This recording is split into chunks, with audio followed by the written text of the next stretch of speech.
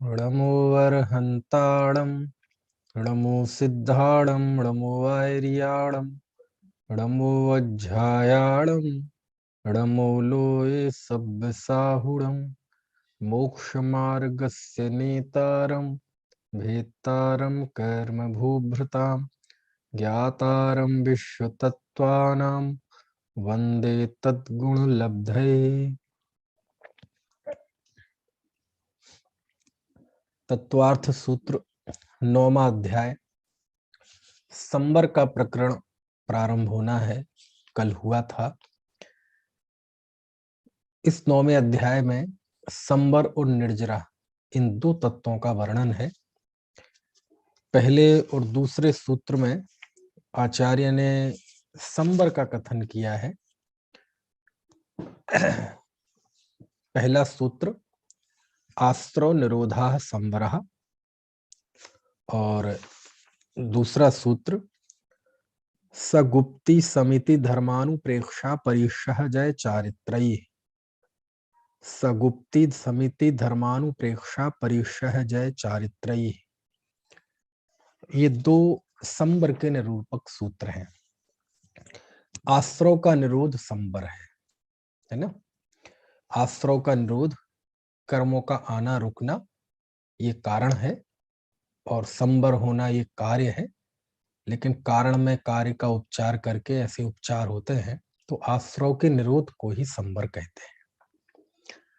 वह संबर दो प्रकार का होता है, एक द्रव्य संबर, एक भाव संबर।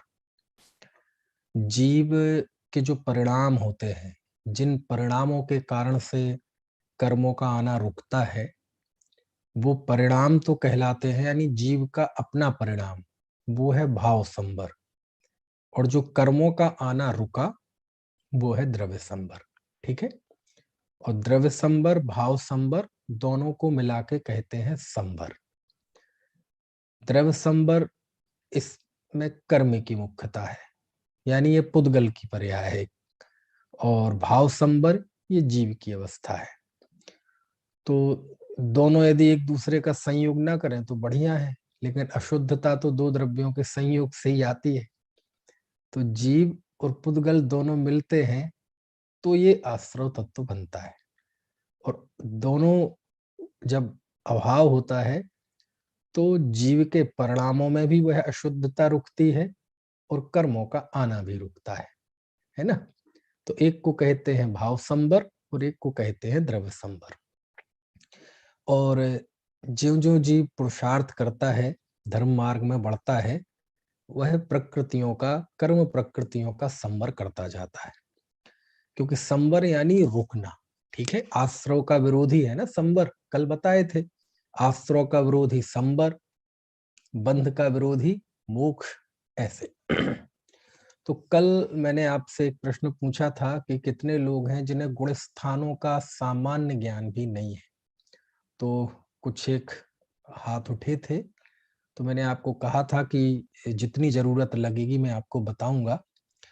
चूंकि आचार्यों ने टीका में इस सूत्र की टीका में गुण स्थानों का स्वरूप बताया है, और संक्षेप में, विस्तार से तो गौमठसार कर्म जीव कांड में है। तो और गुण स्थानों के सहारे ये बताया है कि जीव किस तरह से गुण स्थान चढ़ता है, तो कितने कितने कर्मों को छोड़ता जाता है मतलब उनका संवर करता जाता है ना। और कल जैसे मैंने बताया था कि पहले गुण स्थान के बाद यानी दूसरे गुण स्थान में वह जीव मिथ्यात्व का संवर कर देता है। मिथ्यात्व का संवर कर देता है यानी मिथ्यात्व से जिन 16 प्रकृतियां बनती हैं उसका संवर कर देता है। तो जो जो जीव गुण स्थान चढ़ता है वह जीव कुछ कुछ कर्मों का संवर करता जाता है और उसकी भूमिका बढ़ती जाती है, विशुद्धि बढ़ती जाती है। ठीक है। तो मोटे तौर पर कहें कि जैसे बंध के 5 प्रत्यय कहे थे, वैसे तो मन वचन काय के आश्रय होता है और उसका रुकना ही संबर है, ठीक है। लेकिन जीव के परिणामों की तरफ से आश्रव आदि जो 5 कारण हैं, उनका रुकना, उसका नाम संबर है। तो मिथ्यात्व का रुकना संबर है, ठीक है। अविरति का रुकना संबर है, कषाय का रुकना संबर है, प्रमाद का रुकना संबर है, और योग का रुकना संबर है। तो ये क्या सब एक साथ रुकते हैं? नहीं, एक साथ नहीं रुकते हैं, क्रमशः रुकते हैं। तो क्रमशः इन पांचों जो बंध के कारण कहे, इनको पांचों को रोकने में कितना टाइम लगता है? बोले टाइम लगने को तो एक बड़े अंतर मुहूर्त में सब हो जाए, है ना। और लगने को कोई सम्यक दृष्टि को, सम्यक दर्शन सहित है तो 1 दिन, 2 दिन, 1 सप्ताह, 1 महीना, 1 साल, 10 साल, 50 साल, 100 साल, 1 कोटि पूर्व, है ना, तक लग सकता है। और उस जन्म में ना हो तो और घूम फिर के आएगा, मान लीजिए कोई शायद सम्यक दृष्टि हो, है ना, और उस जन्म में वह इन सभी का अभाव नहीं कर पाया, मोक्ष नहीं प्राप्त कर पाया, तो फिर वह तीसरे या चौथे भाव में अवश्य अवश्य प्राप्त कर लेता है ना। तो काल यदि शायद सम्यक दृष्टि है, तो वर्तमान में कोई मनुष्य है और उसकी उत्कृष्ट आयु 1 कोटि पूर्व है, तो 1 कोटि पूर्व, उसके बाद उत्कृष्ट आयु लेकर यदि वो सर्वार्थ सिद्धि में गया, तो 33 सागर वो जोड़ दो, और वहां से फिर मनुष्य आयु लेकर आया, और यहाँ भी 1 कोटि पूर्व आयु लेकर आया, है ना। तो ये उसका सबसे अधिक संसार का काल होगा। किसका? जो जीव क्षायक सम्यक दृष्टि हुआ, ये सबसे उसका लंबा संसार का काल होगा। किस कंडीशन में? कि मान लीजिए कोई जीव था, वह जन्म लिया, जन्म लेने के 8 साल और अंतर मुहूर्त में उसने सम्यक की प्राप्ति की, क्षायक सम्यक दर्शन की प्राप्ति की, और उसकी आयु कितनी है? उसकी आयु है 1 कोटि पूर्व की, है ना। तो 8 वर्ष अंतर मुहूर्त कम कर दो, तो 1 कोटि पूर्व वो क्षायक सम्यक दृष्टि रहेगा। उसके बाद उसने उत्कृष्ट आयु बांधी, देवायु, तो कहाँ गया वह? सर्वार्थ सिद्धि में। तो 33 सागर वहां रहा, और वहां से निकल कर आया, और फिर से उत्कृष्ट आयु लेकर पैदा हुआ। तो कर्म भूमि के जीव की आयु कितनी होती है? मनुष्य की उत्कृष्ट आयु 1 कोटि पूर्व। तो 1 कोटि पूर्व की आयु लेकर आया, समझ में आए ना। तो अब उसके संसार में रहने का कितना काल हो गया उत्कृष्ट क्षायक सम्यक दृष्टि का? कि जब वो बंध के संबर के जो ये आश्रव के 5 कारण, बंध के 5 कारण का सत्ता से नाश कर देगा, है ना। तो मिथ्यात्व का तो कर ही दिया है, शेष 4 का, और तो उसे इतना उत्कृष्ट काल लग सकता है। और कम से कम तो ये है कि कुछ 10 एक अंतर मुहूर्त का नियम है, लेकिन वो एक बड़े अंतर मुहूर्त में सब आ जाते हैं। यानी ऐसा कोई जीव भी हो सकता है इंदुलाल जी, कि कोई जीव अनादि मिथ्या दृष्टि है, अनादि मिथ्या दृष्टि, जिस जीव ने आज तक सम्यक दर्शन की प्राप्ति नहीं की, और वह जीव 1 घंटे के अंदर मोक्ष चला जाए, यानी 1 घंटे के अंदर वह जीव सम्यक दृष्टि भी हो जाएगा, और जो जो गुण स्थानों की एक सैद्धांतिक प्रक्रिया है सब कर देगा, विसंयोजना हो जाएगी, क्षायक सम्यक दृष्टि हो जाएगा, अप्रमत्त वाला वो, है ना, प्रमत्त अप्रमत्त गुण स्थान बढ़ती हो जाएगा, श्रेणी चढ़ जाएगा, है ना, केवल ज्ञानी हो जाएगा, अनंत चतुष्टयवान, और अयोगी होके मोक्ष चला जाएगा। कितनी देर में? ये एक अंतर मुहूर्त में। थोड़ा बड़ा सा अंतर मुहूर्त लेना, छोटा वाला नहीं, एकदम एक आवली और एक समय जग वाला अंतर मुहूर्त नहीं, बड़ा सा अंतर मुहूर्त, छोटे छोटे उसमें कई अंतर मुहूर्त होंगे। तो कहने का आशय ये है, लेकिन मोटे मोटे तौर पे मैंने कह दिया कि 1 घंटे के अंदर, यानी एक जीव 1 घंटे के पहले, है ना, एक जीव अभी मिथ्या दृष्टि था, और कैसा मिथ्या दृष्टि? अनादि मिथ्या दृष्टि, जिसने आज तक सम्यक की प्राप्ति नहीं की, आज तक जिसने तत्वों की प्रतीति नहीं की, आत्मा को जाना नहीं, देखा नहीं, है ना, उसका अनुभव नहीं किया, भेद विज्ञान नहीं किया, कुछ नहीं हुआ, और 1 घंटे के अंदर मोक्ष हो गया, ऐसा हो सकता है। और होने को कितना हो सकता है कि शायद सम्यक दृष्टि होने के बावजूद भी वो 8 वर्ष अंतर मुहूर्त, 2 कोटि पूर्व और 33 सागर, उतना भी लंबा हो सकता है? भाव के हिसाब से ऐसा भी हो सकता है कि कोई जीव शायद सम्यक दर्शन प्राप्त कर ले, लेकिन उसने पहले से मनुष्य आयु बांध ली है, क्योंकि सम्यक दर्शन के प्राप्त की बात तो मनुष्य आयु बनती नहीं, या तो वह मोक्ष जाता है या वैमानिक देव होता है, लेकिन उसने पहले से मनुष्य आयु बांध ली थी। बाद में शायद सम्यक दृष्टि हुआ तो अब आयु का तो संक्रमण होता नहीं है, तो वह मनुष्य ही अगली उसकी आयु होगी, लेकिन वह भोग भूमि का मनुष्य होगा। कहाँ होगा? भोग भूमि का मनुष्य। अब भोग भूमि में, सागरों में तो आयु होती नहीं, 2 पल्ल 3 पल्ल, चाहे ऐसी पल्लों में आयु होती है, उसकी कुछ पल्ल की आयु थी। अब भोग भूमि का जीव मरकर दोबारा मनुष्य होता नहीं, नरक में जाता नहीं, भोग भूमि का जीव देव आयु ही प्राप्त करता है। अब शायक सम्यक दृष्टि है ना, और देव वहां भी शायक सम्यक दृष्टि था, तो भवनवासी व्यंतर ज्योतिषी तो होगा नहीं, कहां से? भोग भूमि से। वह वहां से देव आयु लेकर, यानी वैमानिक देव होगा पहले स्वर्ग में या दूसरे स्वर्ग में, क्योंकि इससे आगे नहीं जाते, तो वहां वो आयु प्राप्त करेगा 1 या 2 सागर की, फिर वहां से निकलकर फिर मनुष्य होगा, फिर मोक्ष जाएगा। तो इस प्रक्रिया में उसके भाव तो 4 हो जाएंगे, एक वर्तमान भाव, अगला भाव भोग भूमि का मनुष्य, और अगला भाव देवायु, और उससे अगला फिर भाव में फिर मोक्ष जाएगा। तो इसमें भाव तो 4 हो जाते हैं, लेकिन टाइम पीरियड जो है वो कम होता है। और जो पहले हमने बताई थी कंडीशन, उसमें भाव तो 3 होते हैं, एक वर्तमान, एक कोटि पूर्व का, फिर 33 सागर की अगला सर्वार्थ सिद्धि, और अगले से अगला फिर 33 सागर का मनुष्य आयु, 1 कोटि पूर्व का। तो उसमें भाव कम होते हैं लेकिन समय ज्यादा होता है। और दूसरा वाला जो हमने बताई कंडीशन, उसमें भाव ज्यादा होते हैं लेकिन समय कम होता है। लेकिन अनंत संसार के आगे 3-4 भाव तो कुछ भी नहीं है, समझ में आया ना? तो ये मैंने क्यों बताया कि कोई पूछे कि इन 5 कारणों के संबर होने में और सत्ता से नाश होने में, केवल संबर नहीं, पूरी तरह से खत्म होने में कितना वक्त लगता है? इतना वक्त लगता है ना? और कम से कम बताइए घंटे भर के अंदर सब हो जाए, है ना? और ऐसा भी होता है कभी कभार कि कोई मिथ्या दृष्टि, अनादिकालीन मिथ्या दृष्टि जीव था, और मालूम कोई जीव सम्यक्त का पात्र कब होता है? जब उसके संसार में रहने का काल, यानी मोक्ष जाने का काल, अर्धपुद्गल परावर्तन शेष हो। अर्धपुद्गल 5 परावर्तन होते हैं, द्रव्य परावर्तन, क्षेत्र परावर्तन, काल परावर्तन, भव परावर्तन, भाव परावर्तन। तो द्रव्य परावर्तन को ही पुद्गल परावर्तन कहते हैं। तो आधा पुद्गल परावर्तन, एक काल की गणना है, बहुत बड़ा होता है, उसके अनंतवें भाग में अनंत सागर होते हैं।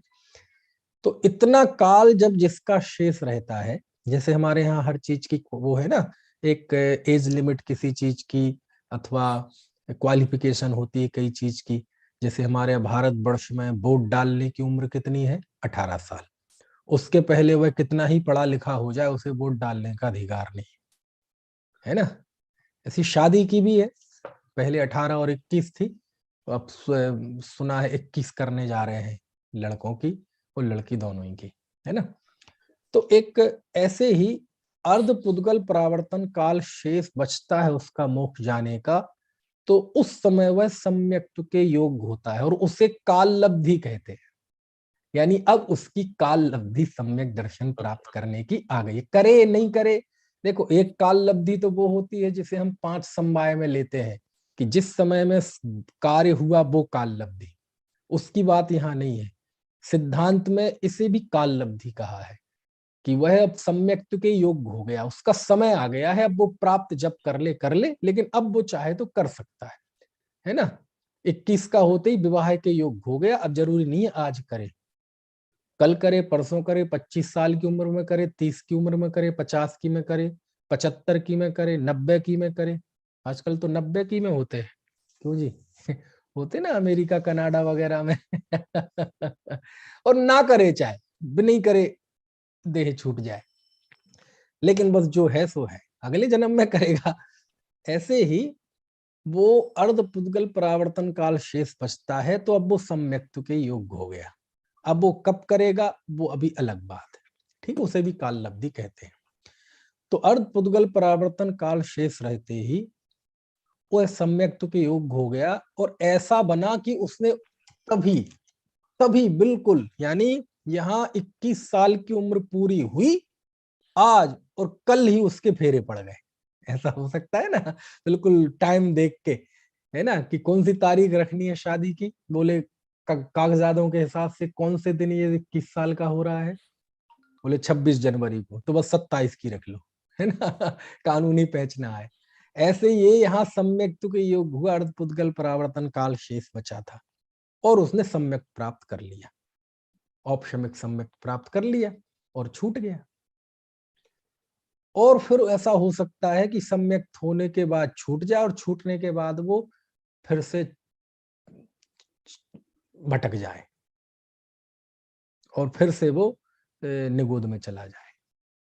समझ में आए ना, फिर से चतुर्गति परिभ्रमण, निगोद, एक इंद्रिय, दो इंद्रिय, तीन इंद्रिय, चार इंद्रिय, पंचेंद्रिय, मनुष्य, त्रैंच, देव, नारकी, कीड़े मकोड़े, फिर से वही चक्र चलना शुरू हो जाए। कब? यदि सम्यक छूट जाए तो, क्योंकि सम्यक छूटने के बाद तो अब वो मिथ्या दृष्टि है। अब पहले सम्यक दृष्टि था, इस बात का उसे कोई रिगार्ड नहीं मिलेगा। समझ में आया ना, कि चलो भूतपूर्व सम्यक दृष्टि है तो इसको निगोद में मत भेजो, कम से कम इज्जत रखो इसकी, एक इंद्रिय कीड़े मकोड़ों में मत जाने दो, ऐसा कुछ नहीं है। यदि वो मिथ्या दृष्टि हो गया, तो फिर चाहे वो शादी हो चाहे अनादि हो, भूतपूर्व हो चाहे अभूतपूर्व हो, कोई रियायत नहीं है, क्योंकि मिथ्या दृष्टि हो गया। अब तो वो मिथ्या दृष्टि है, अब तो एक अनादि मिथ्या दृष्टि जैसा कर सकता है वो भी कर सकता है ना। लेकिन इतना जरूर है कि वो उस अर्ध पुद्गल परावर्तन काल के अंदर वह मोक्ष प्राप्त कर लेगा। समझ में आया ना। अब कैसे होगा? अब मान लीजिए वो भटक गया, सम्यक छूट गया, और अर्ध पुद्गल परावर्तन बीतने ही वाला था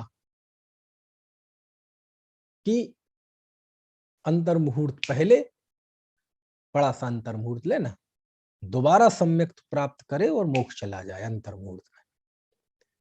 ऐसा हो सकता है कि कोई जीव पता चले कि आज तक मिथ्या दृष्टि है, और भगवान ने बताया कि ये जीव है, आप लोग उसे जानते हैं, कल्पना, उस जीव को आज दोपहर में 2 बजे मोक्ष होने वाला है, और आप कहेंगे यार यार एक तो यही बच गया, आज तक इस जीव को सम्यक तो नहीं प्राप्त हुआ, और ये कह रहे 2 बजे मोक्ष जाने वाला है, तो 1 घंटे के अंदर में सब कर लेगा। समझ में आया? ऐसा वस्तु का स्वरूप है ना। तो खैर, तो अब हमें थोड़ा समझना है कि कैसे गुण स्थान बढ़ते हैं और कैसे कर्मों का संवर होता है। तो अपन दोनों को थोड़े थोड़े धीरे धीरे एक साथ पढ़ते जाते हैं। और 14 अगर गुण। वो एक बार सम्यक दृष्टि हो जाए, दोबारा मिथ्यात्व में चला जाए, तो दोबारा हाँ हाँ जरूर लेता है ना वो सम्यक, वो जरूरी हो जाता है ना। हाँ, वो तो जब मोक्ष जाएगा तो दोबारा लेगा ही लेगा। नहीं मतलब जैसे एक बार छूट गया हम्म, तो वो दोबारा जरूर ही लेगा ना, ऐसा है ना। ले सकता है, अब सम्यक तुरंत लेगा ऐसा नहीं है। तुरंत नहीं, मतलब होएगा जरूर मतलब। वो तो होएगा ही। अरे मोक्ष जाएगा तो मिथ्यात्व सहित थोड़ी जाएगा, हाँ नहीं नहीं। तो सम्यक तो प्राप्त करेगा, फिर से वही प्रक्रिया करेगा, है ना। चलो, 14 गुण स्थानों का बहुत मोटा मोटा गणित मैं आपको थोड़ा बता दूं, तब मैं बताऊंगा फिर किस गुण स्थान में किन किन कारणों का संवर हो जाता है। गुण स्थान यानी, अब परिभाषाएं तो कई मिल जाएंगी। जीव के श्रद्धा और चारित्र गुण की तारतम्य रूप अवस्थाएं गुण स्थान है। जीव के उदय, उपशम, क्षय, क्षोपशम आदि जन्म होने वाली जीव की अवस्थाएं गुण स्थान है ना। मोह और रोग के निमित्त से होने वाली श्रद्धा और चारित्र गुण की तारतम्य रूप अवस्थाओं का नाम गुण स्थान है ना। लेकिन अभी आप परिभाषाओं को भी आप याद रखें तो अच्छा है। आप इतना समझें, ये एक जीव की 14 स्टेज है आगे बढ़ने की, है ना, नीचे से ऊपर तक, और 14वें गुण स्थान का अभाव करके वह जीव सीधा मोक्ष में चला जाता है। तो इसमें सबसे पहला गुण स्थान है, इसको कहते हैं मिथ्यात्व गुण स्थान। कौन सा गुण स्थान? मिथ्यात्व गुण स्थान। और इस गुण स्थान में जो जीव कहता रहता है उसे कहते हैं मिथ्या दृष्टि अथवा मिथ्यात्वी, है ना, जो भी कहना चाहे।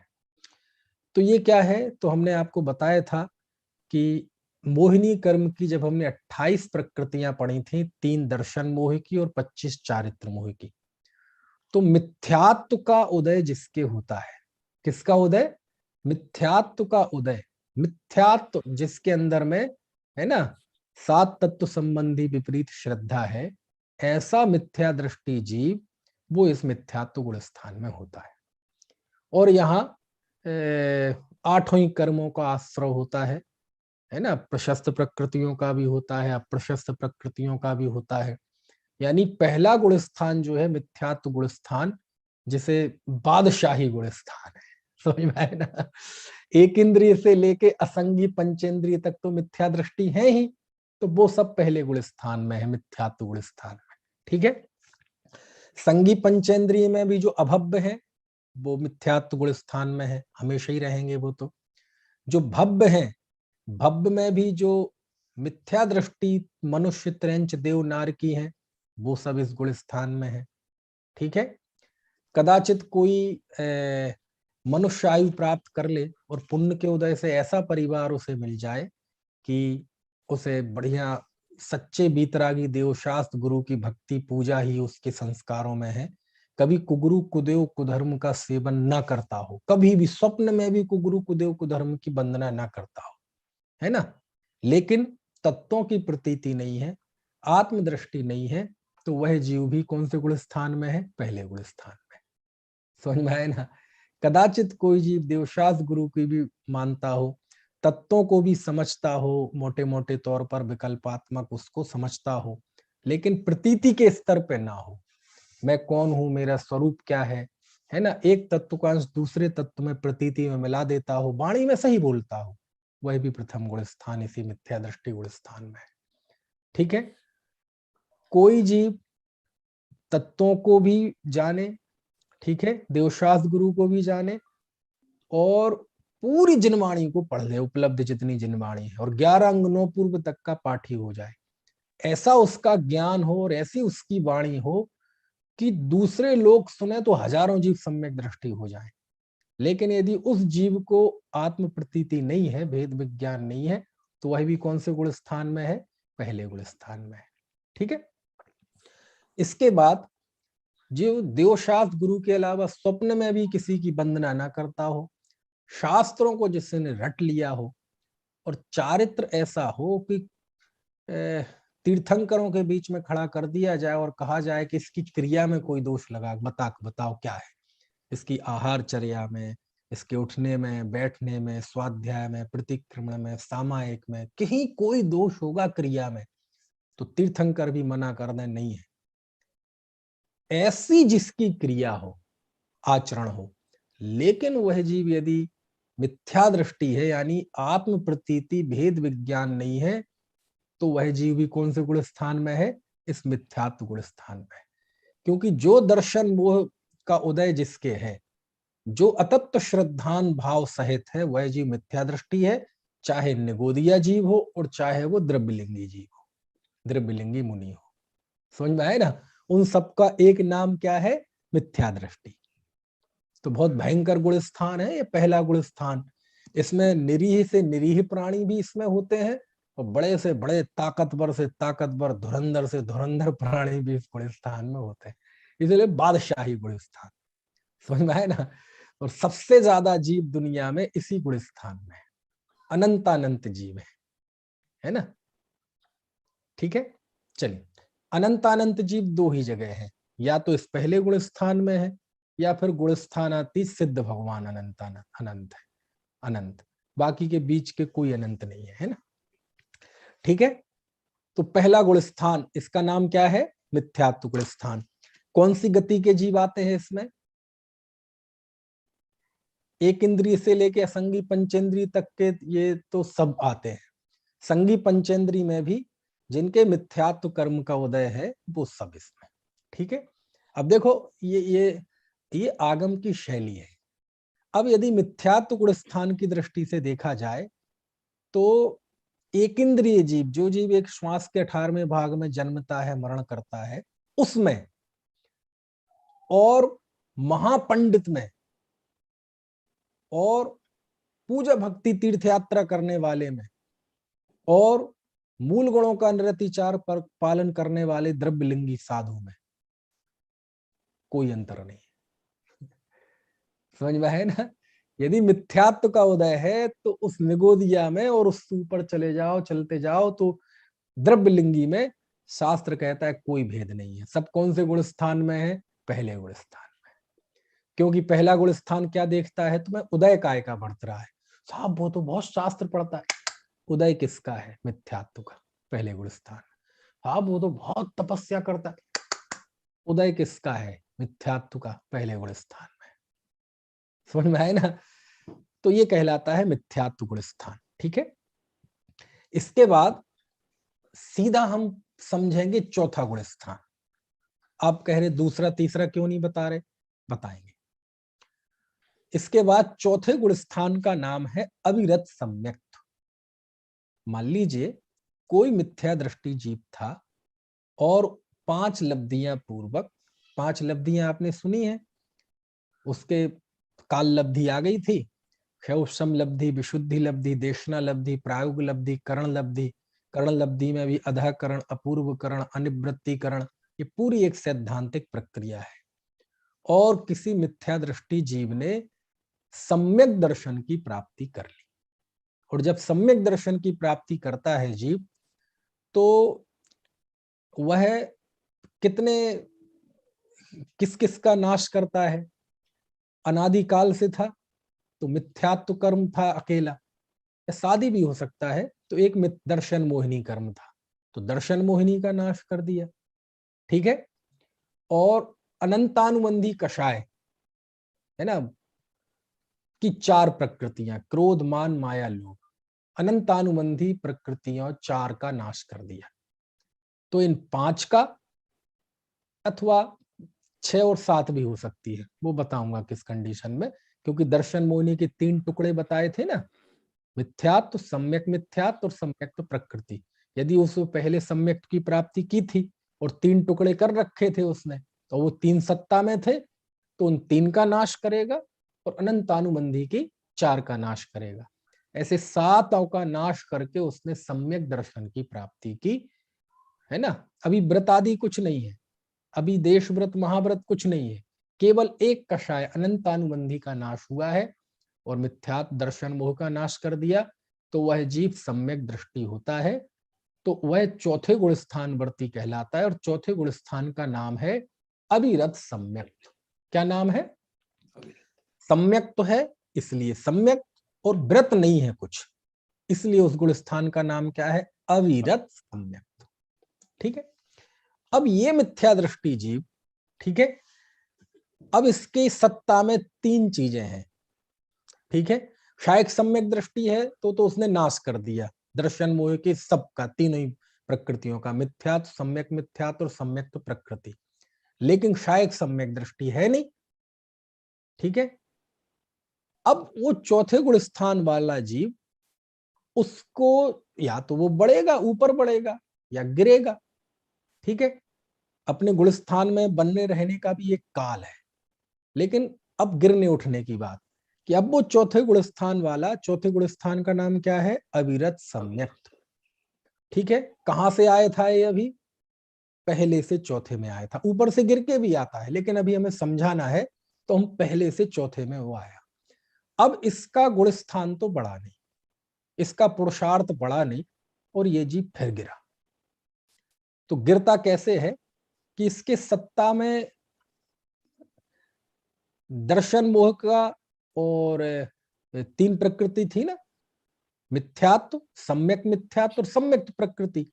तो इसके दूसरे नंबर की जो प्रकृति थी सम्यक मिथ्यात्व, जो कि अभी सत्ता में थी, वो उदय में आ गई। उदय में आने से क्या हुआ? इसकी श्रद्धा में कुछ दुविधा आ गई। समझ में आया ना? इसकी श्रद्धा कुछ मिश्र रूप हो गई। अभी तो सम्यक दृष्टि था, अब सम्यक दृष्टि नहीं रहा, तो क्या मिथ्या दृष्टि हो गया, पहले गुण स्थान में चला गया? बोले नहीं, इसकी श्रद्धा कुछ सम्यक रूप हुई और कुछ मिथ्या रूप हुई। तो इसकी श्रद्धा में ये जो मिश्र भाव पाया जाता है, इसी को कहते हैं तीसरा गुण स्थान। ठीक है, तो तीसरे गुण स्थान का नाम क्या है? सम्यक मिथ्यात्व। क्या नाम है? सम्यक मिथ्यात्व। इसी का दूसरा नाम है मिश्र। ठीक है, तो तीन गुण स्थान समझ में आ गए आपको। पहला गुण स्थान मिथ्यात्व, चौथा गुण स्थान अविरत सम्यक, तीसरा गुण स्थान मिश्र अथवा सम्यक मिथ्यात्व। एक और भी कंडीशन बन सकती है, किसके साथ? चौथे गुण स्थान वाले के साथ, कि यदि मान लीजिए वह औपशमिक सम्यक दृष्टि है, अब वो गिरा, ठीक है, गिरा, नीचे गिरा, तो जरूरी नहीं है वो नीचे आएगा तो तीसरे गुण स्थान में ही आएगा, वो सीधे दूसरे गुण स्थान में भी आ सकता है।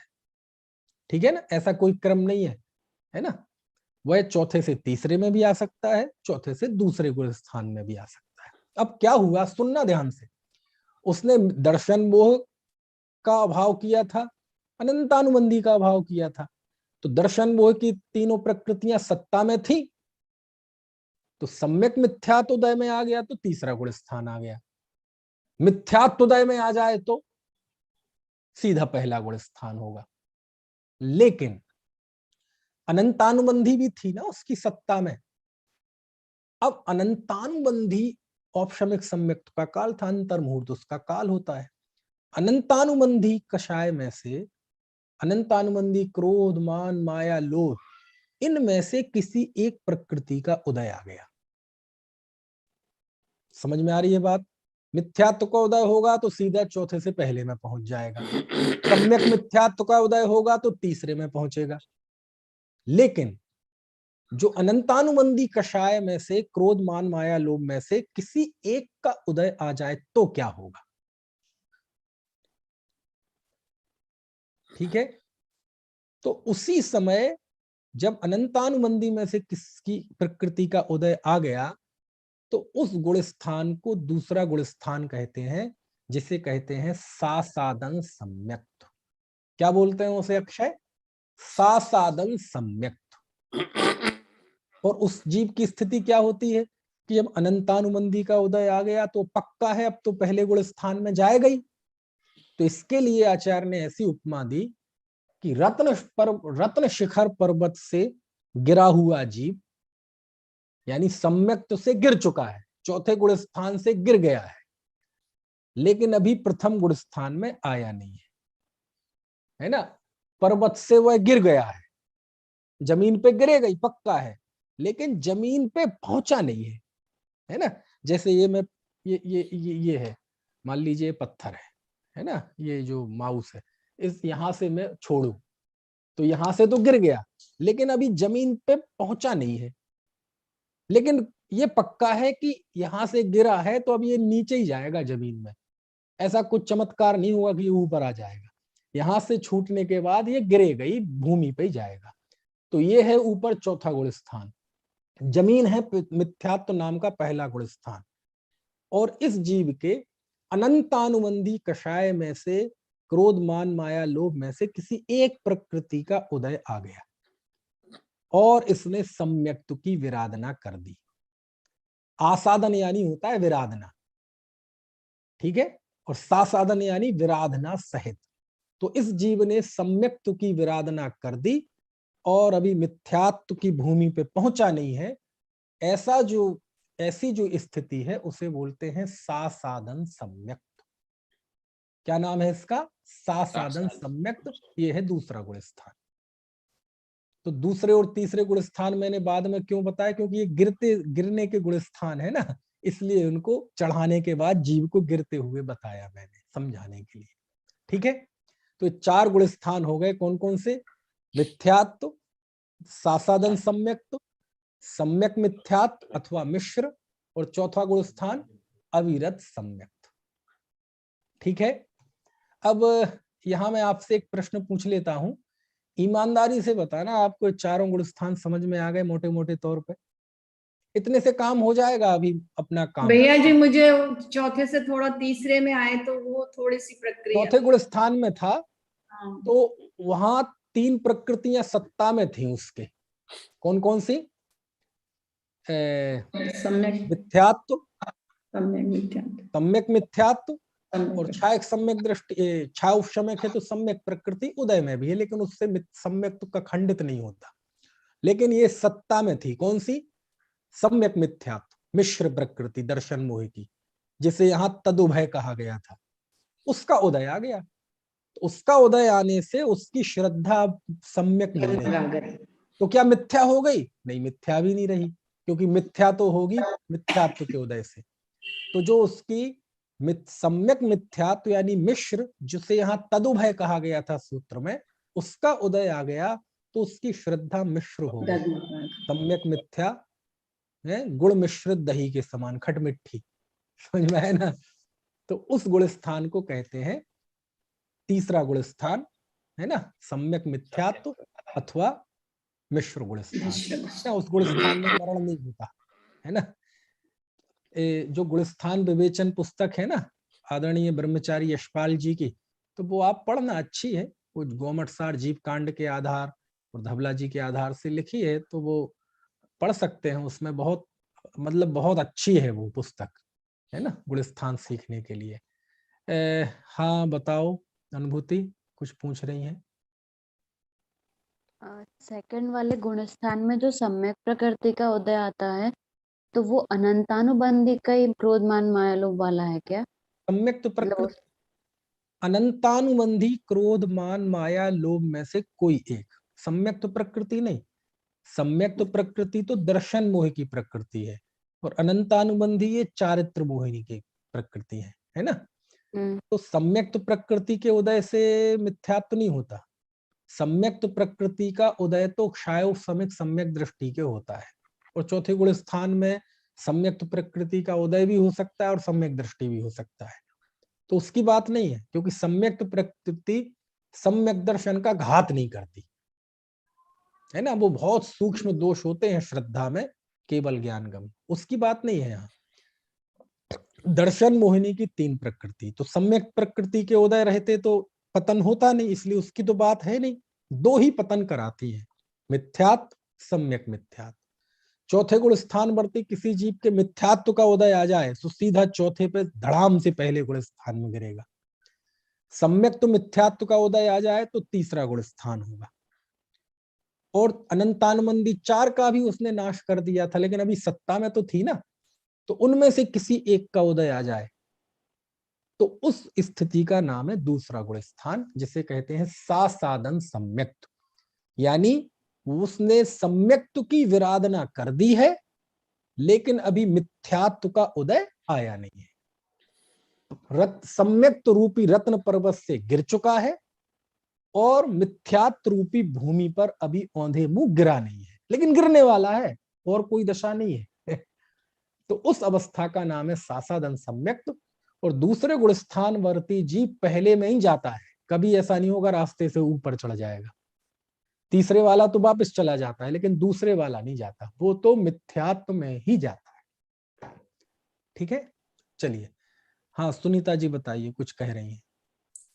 भाई साहब जी, जो अनादि मिथ्या दृष्टि जीव है, उसको जब सम्यक की पहली बार प्राप्ति होगी तो उसके 5 प्रकृतियों का ही वो होगा ना, अभाव या उपशम, जो भी होगा। तो ये जो इनका खंड खंड होता है, तो ये कैसे होता है, ये दिमाग से उतर रहा है जरा। पहली बार मान लीजिए कोई मिथ्या दृष्टि था, अनादि मिथ्या दृष्टि जी, अथवा शादी भी हो सकता है लंबे समय का, लेकिन हाँ, अभी अनादि का ले लो, तो वो जो ही प्रथम समय ही सम्यक्त प्राप्त करता है, तो उसी समय दर्शन मोहिनी जो अभी तक अखंड थी, उसके 3 टुकड़े हो जाते हैं, है ना, जिसमें एक मिथ्यात्व, दूसरा सम्यक मिथ्यात्व, तीसरी सम्यक। यही दर्शन मोहिनी की 3 प्रकृतियां हैं 148 में से, ये हो जाती हैं और ये सत्ता में रहती हैं, क्योंकि इनका बंध नहीं होता। या तो ये सत्ता में रहती है या इनका उदय आता है, इनका बंध नहीं होता। बंध तो मिथ्यात्व का ही होता है। हाँ अक्षय कुछ पूछ रहे।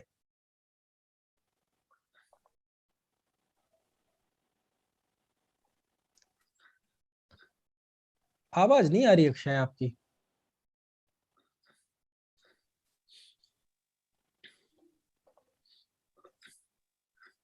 अक्षय आवाज नहीं आ रही आपकी।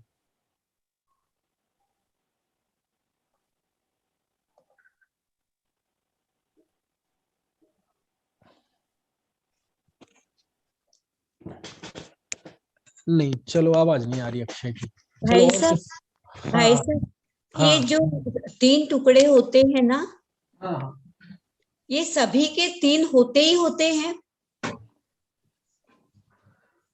हाँ हाँ, होते ही है, होते ही है, होते ही है। यदि एक है तो वो सम्यक्त होते ही 3 होते ही होते हैं, है ना। चलिए, और कुछ पूछना हो तो बताइए। भैया ये जो है इनको ऐसे समझा सकते हैं जैसे सांप सीढ़ी का खेल में बनाए हुए हैं गुणस्थान आदि। तो हाँ इनको हाँ हाँ समझा सकते हैं, जैसे अब पहले पे है तो पहले से एक सीढ़ी जा रही है सीधा चौथे पर, हाँ हाँ हाँ, वो सांप से कट के दूसरे तीसरे पे आके पहले पे जा रहे हैं। बिल्कुल। हाँ बिल्कुल ऐसे सर ही है। ये सर ये किताब है हमारे पास अन्ना जी की। हाँ हाँ ये हाँ हाँ, यही है गुणस्थान। ये तो गुणस्थान प्रवेशिका है। इसके बाद एक और इसका वर्जन आया था बड़ा सा, ये मेरे पास है, गुणस्थान विवेचन। ये थोड़ी मोटी है, अच्छी पुस्तक है। और जो लेटेस्ट संस्करण है वो आप डाउनलोड कर लें, पीडीएफ, पीटीएफटी की वेबसाइट पे जाएंगे तो आप आसानी से उसे डाउनलोड कर सकते हैं, है ना।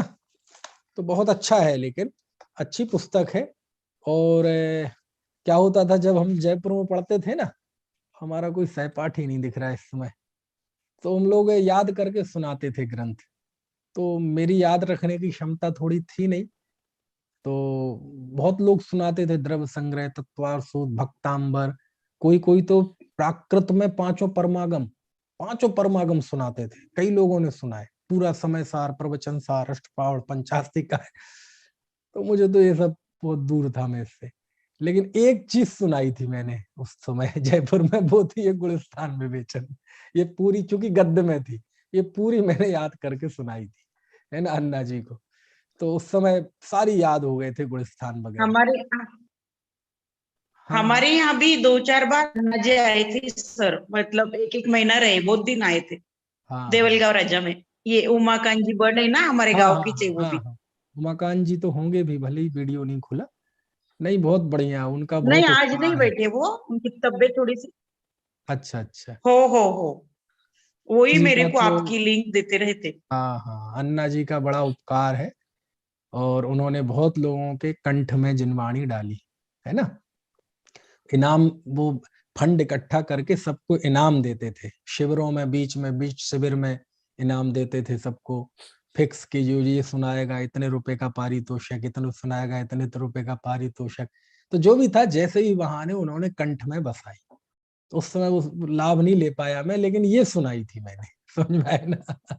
इसमें एक खंड शुरुआत में बहुत जोरदार है, इतना मीठा। वो सैद्धांतिक नहीं है, वो थोड़ा, है ना, अलग तरह का है।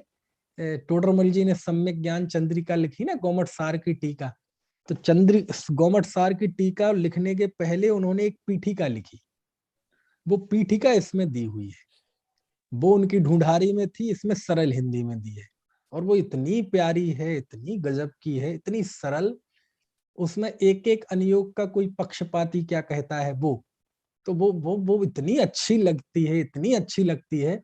प्रथमानुयोग, जिसे प्रथमानुयोग का पक्ष है, किससे कहानी का पक्ष, वो क्या कहता है कि क्या रखा है कर्मानुयोग पढ़ने में, गुणस्थान कर्म प्रकृतियां गिनते जाओ, कुछ किससे कहानी कहो, महापुरुषों का चरित्र बताओ तो मजा आए, पुरुषार्थ की प्रेरणा मिले।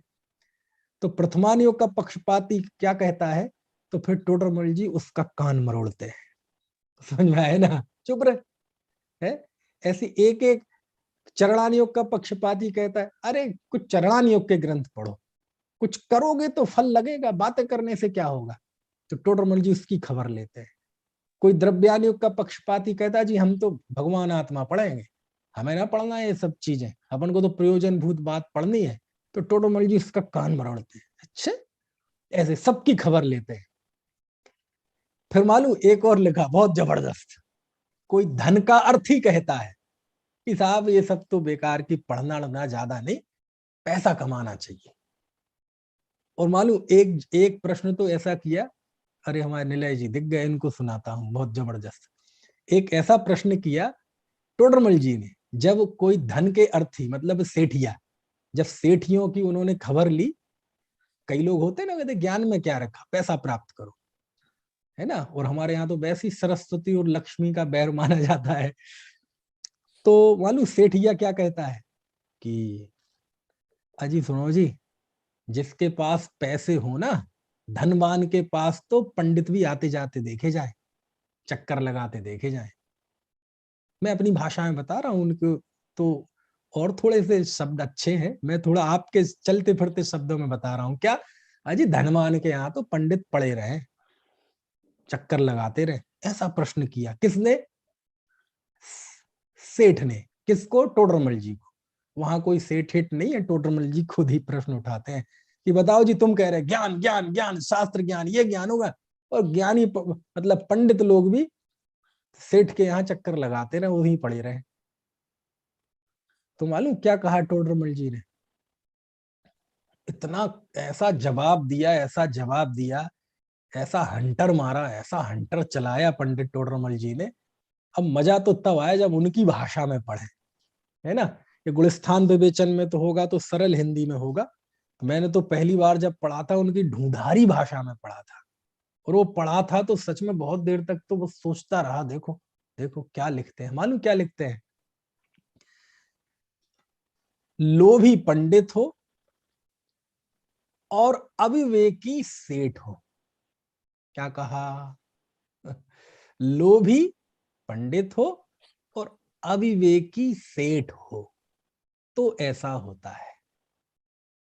लेकिन यदि लोभी पंडित ना हो तो कहते हैं ज्ञानी पंडितों की तो इंद्रादिक भी सेवा करते हैं। टोडरमल जी लिख रहे हैं उसमें, इंद्रादिक भी सेवा करते हैं, है ना। खैर, तो ये मतलब एक से एक प्रकरण है, थोड़ा आप पढ़ने लिखने की आदत डालें, और जिस चीज का मैं रेफरेंस दे दूं ना, आपको कहूं कि ये जरूर जरूर पढ़ना, तो मैं ऐसे ही नहीं कहता कोई केवल कहना है इसलिए। मैं सब भूमिका का ध्यान रखता हूं कि पढ़ सकते हैं तो आप, मैं ये नहीं कहूंगा कि जल्दी धवला की वो पुस्तक खोलो और वो 50 पेज पढ़ो, ऐसे मैं नहीं कहूंगा। मुझे आपकी भूमिका का पता है, मैं वही पढ़ने की प्रेरणा देता हूँ जो सब समझ सकते हैं, और वो पढ़ना जो मैं बता रहा हूँ, मतलब इतने ऐसे ऐसे प्रश्न किए हैं, बिल्कुल ऐसा लगता है बिल्कुल आज की चर्चा हो, आम चर्चा, बिल्कुल अभी अभी की चर्चा हो, हमारे साथ बिल्कुल घटित होता रहता हो 24 घंटे, है ना। तो ऐसी ये पुस्तक है गुलिस्तान विवेचन, आप इसको देख सकते हैं, बहुत अच्छी पुस्तक है। तो ये 4 गुलिस्तान मैंने बताए, ठीक है। चलो, अब गिरने की बात छोड़ो, हो गई गिरने की बात। अब थोड़े यहां संबर भी समझ लो, संबर समझना। अब क्या होता है, मिथ्यात्व कर्म के उदय से 16 प्रकृतियां बनती हैं। कितनी? 16 है। यानी दर्शन मोह की जो मिथ्यात्व नामक प्रकृति है, तो मिथ्यात्व से 16 प्रकृतियां बनती हैं। इसका मतलब क्या होगा कि मिथ्यात्व का उदय पहले ही गुण स्थान में होता है केवल, इसके ऊपर मिथ्यात्व का उदय नहीं है। तो पहले गुण स्थान के बाद यानी दूसरे गुण स्थान में इन 16 प्रकृतियों का संवर हो जाता है। संवर हो जाता है मतलब इनका आना नहीं होता। ठीक है, समझ में आ गई बात? ठीक है, समझ में आ गई। चलो, अब एक एक एक चीज सुनना। अच्छा, आप में से कोई बता सकता है मिथ्यात्व से बंधने वाली जो 16 प्रकृतियां हैं वो कौन कौन सी है? जब ये प्रश्न आया था ना, मिथ्यात्व से बंध नहीं होता, तो उसका यही कहा गया था कि अच्छा बताओ, आप कहते हैं कषाय से बंध होता है, मिथ्यात्व से बंध नहीं होता, तो दूसरे गुण स्थान में अनंतानुबंधी की प्रकृति उदय में आ चुकी है। उस समय मिथ्यात्व का बंध कौन करता है? उस समय मिथ्यात्व का बंध क्यों नहीं हो रहा 16 प्रकृतियों का? समझने की कोशिश करना सिद्धांत की बात। दूसरे गुण स्थान में बताया था ना, सासादन सम्यक, जिसमें अनंतानुबंधी की किसी एक कषाय की प्रकृति का उदय आ गया है, आ गया। तो उस समय दर्शन मोह की 16 प्रकृति क्यों नहीं बन रही? कषाय तो है अनंतानुबंधी कषाय है, क्यों नहीं बंध रही? इसलिए नहीं बंध रही क्योंकि उन प्रकृतियों का बंधन मिथ्यात्व से ही होता है। समझ में आए ना? इसलिए कोई कहे मिथ्यात्व से बंध नहीं होता, कल्पना की चीजें है ना। चलो, तो अब मिथ्यात्व, अब आपके रोंगटे खड़े हो जाएंगे। क्या खड़े हो जाएंगे? प्लीज एक बार रोंगटे। रिपीट कर दीजिए कौन सी बात? जो भी आपने बताई है। हाँ, कि दूसरे गुण स्थान में अनंतानुबंधी कषाय का तो उदय आ गया, लेकिन दर्शन मोह से बंधने वाली जो 16 प्रकृतियां हैं, जो मिथ्यात्व से बनती हैं, दर्शन मोह मतलब मिथ्यात्व से बनती हैं। यदि कषाय से ही बंधन होता है, मिथ्यात्व से बंध नहीं होता, तो दूसरे गुण स्थान में वो 16 प्रकृतियां क्यों नहीं बंध रही? कषाय तो है, इसलिए नहीं है, क्योंकि मिथ्यात्व नहीं है, इसलिए नहीं बंध रही। यही कारण है कि बीरसेन स्वामी लिखते हैं उन 16 प्रकृतियों का मिथ्यात्व मोहनीय कर्म से अविनाभाव संबंध है, वो एक के बिना दूसरी रहती नहीं। चलो, अब मैं आपको बताना चाहता हूं मिथ्यात्व से बंधने वाली 16 प्रकृतियां कौन सी हैं। बता दूं एक बार, जो जिस मिथ्यात्व का जीव नाश कर देता है ना। और सुनो, अब चूंकि दूसरे गुण स्थान में तो अनंतानुबंधी का उदय है, लेकिन तीसरे गुण स्थान में अनंतानुबंधी का उदय नहीं है, तो दूसरे गुण स्थान में मिथ्यात्व की 16 प्रकृतियों का संबर हो गया, और तीसरे गुण स्थान में अनंतानुबंधी की 4 प्रकृतियों का संबर हो गया। समझ में आया ना? अनंतानुबंधी कषाय का संबर हो गया। तो अब होता यह है कि जो अनंतानुबंधी संबंधी है ना, अब वो तीसरे गुण स्थान को अभी मत लो आप, क्योंकि उससे दिक्कत आएगी। वहां मिश्र श्रद्धा है, चारित्र भी वहां मतलब ऐसे ही है। चौथे गुण स्थान में अनंतानुबंधी का संबर हो जाता है, क्योंकि चौथे गुण स्थान के दूसरे गुण स्थान में रहती है, चौथे गुण स्थान में उसका संबर। और हकीकत में देखा जाए तो तीसरे में भी लिखा मिल जाएगा, है ना। जो मेरे सामने पुस्तक है, ये तीसरे में अनंतानुबंधी का संबर हो जाता है, अविरति संवेद अनंतानुबंधी का। लेकिन आप स्थिति समझना क्या है, ठीक है। तो तीसरे गुण स्थान में अनंतानुबंधी का संबर हो जाता है। अब आप ये देखो कि अनंतानुबंधी से मालूम कितनी कषायों का बंध, कितनी प्रकृतियों का बंध होता है? 25 प्रकृतियों का बंध होता है। कितनी प्रकृतियों का? 25 प्रकृतियों का। और दर्शन मोह से कितनी? 16। तो दोनों मिला दो तो कितनी हो गई? 41। यानी कोई जीव सम्यक तो प्राप्त करता है तो वह 41 प्रकृतियों का संबर कर देता है। कितनी प्रकृति का? 41 प्रकृति का। और आपको पता है 41 प्रकृतियों में क्या क्या है? अब ये आप पढ़ लोगे तो रोंगटे खड़े हो जाएंगे। क्यों? यदि ये सिद्धांत आप समझेंगे तो आपको 6 ढाला की वो पंक्तियां समझ में आ जाएंगी। कौन सी? मोक्ष महल की प्रथम सीढ़ी या बिन ज्ञान चरित्रा, सम्यक्त्वा न लहे सो दर्शन धारो भव्य पवित्रा, 3 लोक तिहु काल माहि नहीं, दर्शन सो सुखकारी, सकल धर्म को मूल यही, इस बिन करनी दुखकारी। ये पढ़ी है ना आपने पंक्तियां? है प्रथम नरक बिन षट भू ज्योतिष बान भवन षट नारी। सम्यक दर्शन की महिमा में सैकड़ों सैकड़ों पृष्ठ आचार्य ने लिखे हैं, हजारों हजारों गाथाएं। वो बात क्यों लिखी ये आपको इसमें समझ में आ जाएगा। क्यों? क्योंकि सम्यक होते ही जीव 41 प्रकृतियों का संबर कर देता है। मैं आपको कह रहा था ना, आज भी कहा, कल परसों भी कहा था कि सम्यक होते ही संसार तो खत्म हो गया। दर्शन मोह का नाश होते ही संसार तो खत्म हो गया। नहीं अभी बच रहा ना। बोले वो इतना सा बच रहा है कि यदि उसकी हम उपमा दे दें ना कि मिथ्यात्व था सिंधु मतलब सागर, तो सम्यक होने के बाद जो संसार बचा वो बचा बिंदु। तो सिंधु और बिंदु की उपमा भी मोटी मोटी उपमा है। एक सागर में जो बिंदु की हैसियत है वो तो बहुत ज्यादा है। सम्यक होने के बाद, मिथ्यात्व के नाश होने के बाद अब संसार की उतनी भी हैसियत नहीं है। कितनी? सिंधु में बिंदु जितनी, सागर में बूंद जितनी भी हैसियत नहीं रही। कैसे कहते हो साहब, कैसे कहते हो? देखो बता रहे कैसे कहते हैं।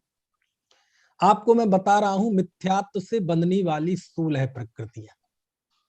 देखो कौन सी होती है। यानी जीव ने मिथ्यात्व का नाश कर दिया, यानी सम्यक दृष्टि हो गया, तो 16 मिथ्यात्व की और अनंतानुबंधी से बदलने वाली 25, इन 41 प्रकृतियों में सारा संसार है। देखो क्या क्या है। मिथ्यात्व की 16 प्रकृतियां उससे जो बनती हैं। सबसे पहला है मिथ्यात्व, ठीक है, बस मिथ्यात्व खत्म तो संसार का अनंतपना खत्म। क्योंकि अनंतानुबंधी कषाय की परिभाषा जब बताई थी तो क्या बताई थी मैंने मतलब आचार्यों ने, कि जो अनंत का अनुबंध करे उसका नाम अनंतानुबंधी कषाय है। आचार्य समझ में नहीं आया अनंत मतलब क्या, तो बोलते अनंत मतलब दर्शन मोह, अनंत मतलब मिथ्यात्व, जो मिथ्यात्व के साथ बंधे उसका नाम अनंतानुबंधी है। यानी अनंतानुबंधी की पहचान कराई जाती है तो मिथ्यात्व से कराई जाती है। यानी अनंतपना कुछ है तो मिथ्यात्व में है, और मिथ्यात्व खत्म तो अनंत संसार खत्म। देखो पहली प्रकृति से बात सिद्ध हो गई कि नहीं। तो मिथ्यात्व से बंधने वाली पहली प्रकृति कौन सी है, मिथ्यात्व। दूसरी प्रकृति नपुंसक वेद, नपुंसक वेद का बंध नहीं होता। तीसरा नरक आयु, नरक गया। चौथी नरक गति। पांचवी नरक गत्यानुपूर्वी, जब नरक में नहीं जाएगा तो गत्यानुपूर्वी क्या होगी। छठवीं एक इंद्रिय आदि 4 जाति, यानी एक इंद्रिय, 2 इंद्रिय, 3 इंद्रिय, 4 इंद्रिय, इनका बंध नहीं होता। कौन, मिथ्यात्व से होता है। और मिथ्यात्व का नाश होते ही इन प्रकृतियों का संवर हो जाता है। यानी सम्यक तो होते ही नरक आयु नरक गति गई, नपुंसक वेद गया, मिथ्यात्व गया, और क्या क्या गया, एक इंद्रिय, 2 इंद्रिय। सारा संसार तो एक इंद्रिय में है, क्योंकि निगोद एक इंद्रिय में आता है, और अनंत काल जीव निगोद में ही रह सकता है। त्रस अवस्था में अनंत काल रहता ही नहीं है। 2000 सागर के लिए त्रस पर्याय मिलती है केवल, बाकी अनंत काल तो कहां बीतता है, निगोद में। तो बोलो एक इंद्रिय, 2 इंद्रिय, 3 इंद्रिय, 4 इंद्रिय का अभाव कर देता है। क्यों, क्योंकि इनका बंध काय से होता है, मिथ्यात्व से होता है। तो आप समझे ना, सम्यक्त होना मतलब क्या। सम्यक्त होते ही उसने अनंतपना नष्ट कर दिया, नरक आयु नरक गति नष्ट कर दी, एक इंद्रिय, 2 इंद्रिय, 3 इंद्रिय, 4 इंद्रिय नष्ट कर दी, हुंडक संस्थान नष्ट कर दिया, मतलब संबर हो गया। असंप्राप्त सपाटी का है ना, ये संघनन है ना, असंप्राप्त संघनन 6वें नंबर का। सूक्ष्मता है ना, साधारण, साधारण आई थी ना नाम कर्म की प्रकृति। स्थावर, बोलो पृथ्वी जल अग्नि वायु वनस्पति, आतप और अपर्याप्त तक, बोलो सारी खतरनाक प्रकृति तो यही है। अब अनंतानुबंधी से जो 25 बनती हैं उनमें देखो क्या क्या है। अनंतानुबंधी 4 कषाय, स्त्री वेद, यानी सम्यक दृष्टि हुआ तो स्त्री नहीं होगा। 3 बड़ी निद्रा, वो जो बताई थी। त्र्यंच आयु, त्र्यंच गति, त्र्यंच गत्यानुपूर्वी, मध्य के 4 संस्थान। वज्र वृषभ पहला, छठवां संप्राप्त सपाटी का जो ऊपर में गया था, बीच के 4 बचे तो वो ये 4 संघनन, ठीक है।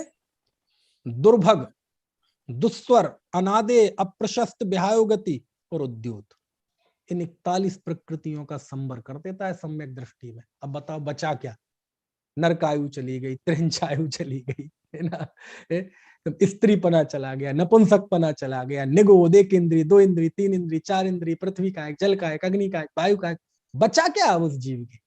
अब तो बस इतना ही बचा है कि क्षायक सम्यक दृष्टि यदि हो जाए तो मुश्किल से या तो उसी भाव में मोक्ष जाएगा, या तीसरे या चौथे भाव में मोक्ष जाएगा, जिसका मैंने क्लास की शुरुआत में गणित बताया था। इतना सा संसार। अब अनंत के सामने ये 3-4 भाव की लायक कोई उपमा ही नहीं है दुनिया में। हम कहें सागर में बिंदु के बराबर, ये भी समझाने के लिए है। तो कुछ नहीं बचा, कुछ नहीं बचा उस जीव का संसार, नहीं बचे ना, 3-4 भाव बचे ना, है ना, वो बचे ना, हाँ बचे हैं। तो आप क्यों कह रहे कुछ नहीं बचा? कुछ नहीं बचे का मतलब समझो, अनंत नहीं बचा ना, अब क्या बचा? 3-4 उसको वो उसमें है ना दर्शन पाठ में तो बहुत अच्छी उपमा दी है, भगवान के दर्शन की महिमा बताई है। जो भगवान के दर्शन की महिमा है वही सम्यक दर्शन की महिमा है।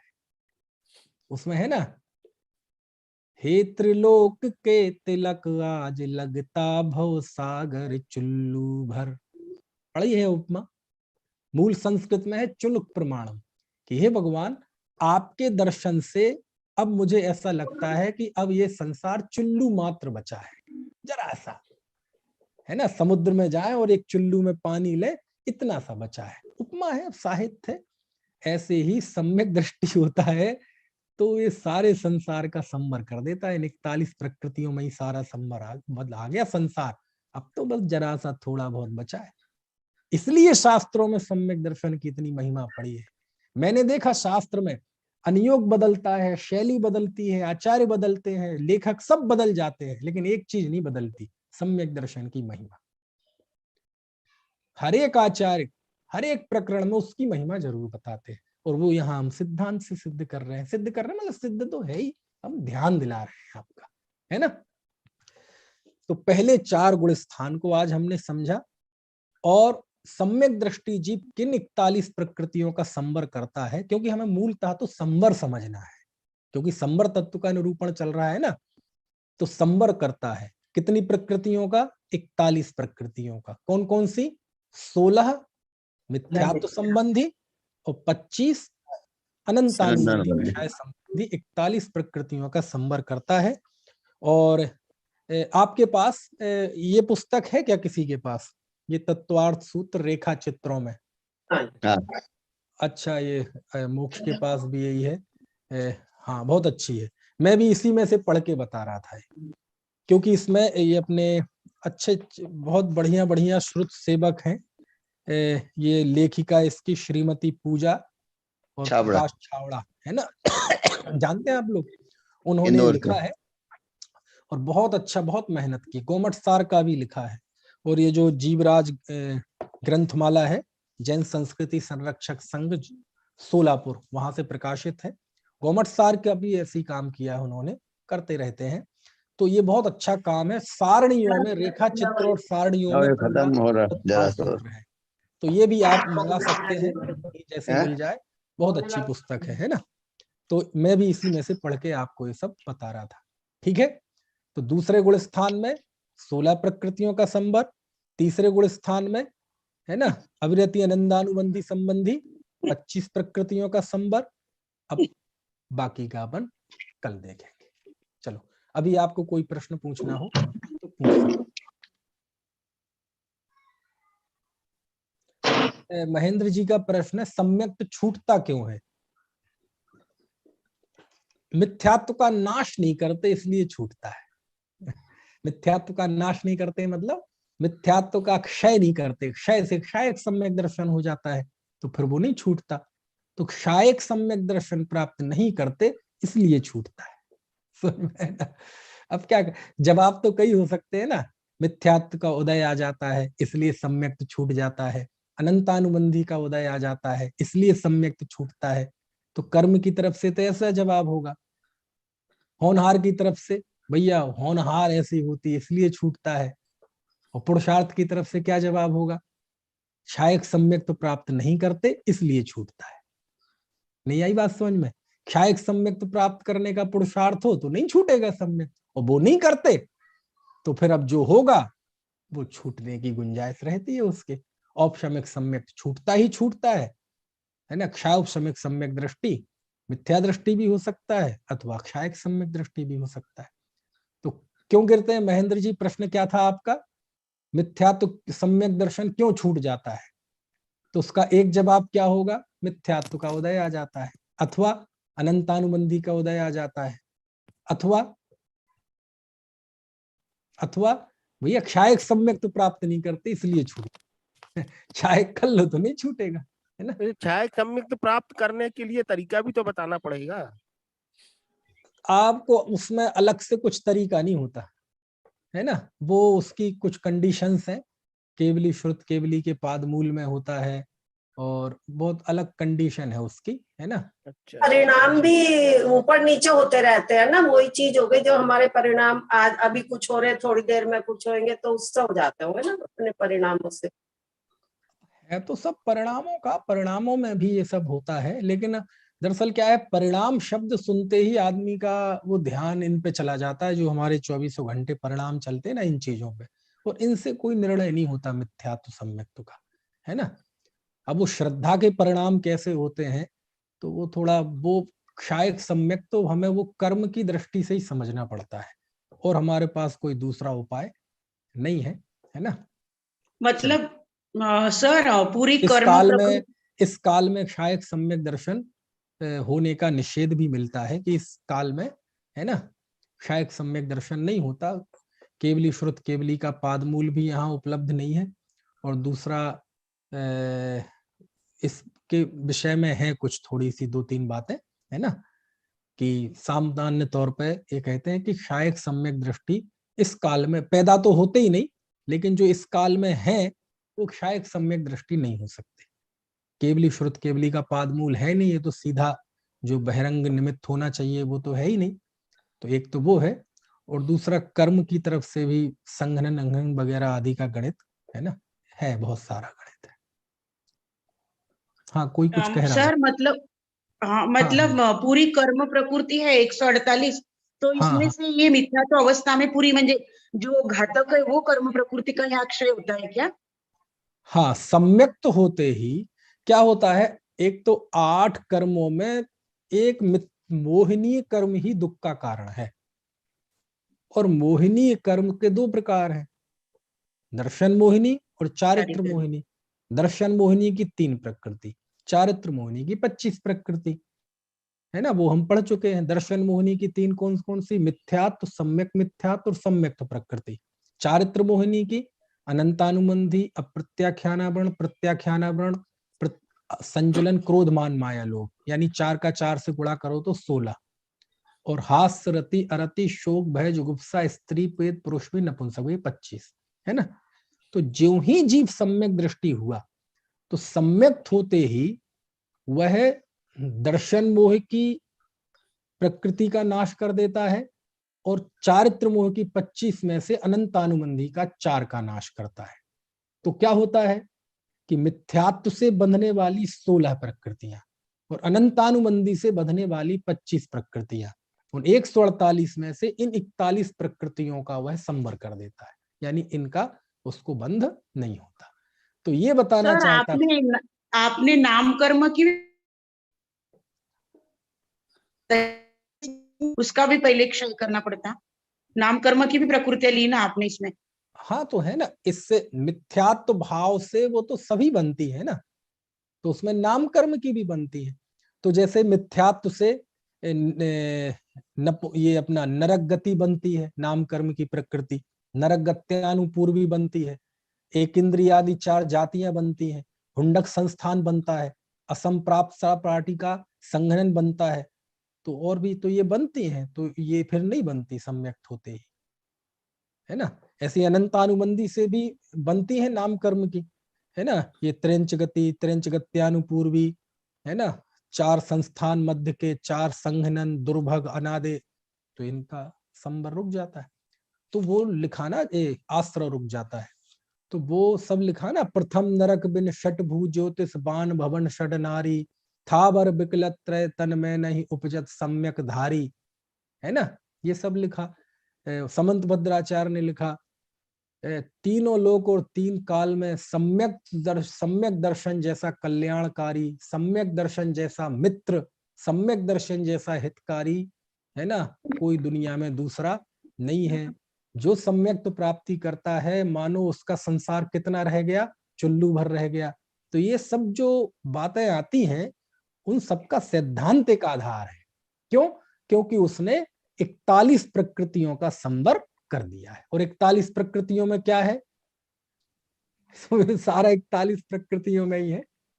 अब बचा क्या, नरकायु चली गई, त्रेंचायु चली गई, भवनत्रिक चले गए, गत्यानुपूर्वी चली गई, एक इंद्रिय आदि चले गए, साधारण चले गए, भयंकर भयंकर सारे खत्म हो गए। अब तो थोड़ा सा बचा है बस, है ना, तो वो भी पुरुषार्थ करेगा तो वो भी नष्ट कर देगा। तो वो पुरुषार्थ कल करेंगे अपन। आज केवल हमने कितना पुरुषार्थ किया, हम चौथे गुण स्थान तक पहुंचे हैं। हमने 41 प्रकृतियों का संवर आज किया है, दर्शन मोहिनी की 16 और अनंतानुमति संबंधी 25। ठीक है, लेकिन इतने में संतोष नहीं होना चाहिए, क्योंकि मनुष्य जीवन की सार्थकता सम्यक तो प्राप्ति में नहीं बल्कि संयम अंगीकार करने में है। तो ज्यों ज्यों आगे बढ़ेंगे तो कैसे संवर होता है इसकी और आगे चर्चा कल करेंगे। ठीक है, इस सम्यक्त्व को कौन सा सम्यक्त्व कहेंगे सर? कौन सा? ये सम्यक्त्व को कौन सा सम्यक्त्व कहेंगे? यहाँ ये कौन सा सम्यक्त्व होगा यहाँ इतने कर्म का प्रकृति का अभाव होने के बाद? ये तो कोई भी करेगा, तीन में से कोई नहीं भी। नहीं, ये कौन सा सम्यक्त्व होगा, मतलब इसको क्या नाम दिया जाएगा ये सम्यक्त्व? मतलब आप ऑप्शन तो बताओ किस किस में से। भाई 3 प्रकार का सम्यक्त है, औपशमिक सम्यक दर्शन, क्षावशमिक सम्यक दर्शन, क्षायक। हाँ, ये तीनों पैकी इनमें कौन से सा कोई भी सम्यक? होगा तो 41 का तो संवर होना ही होना है, कोई भी होगा इन 3 में से, है ना। धन्यवाद सर। ठीक, और कोई प्रश्न? चलिए तो फिर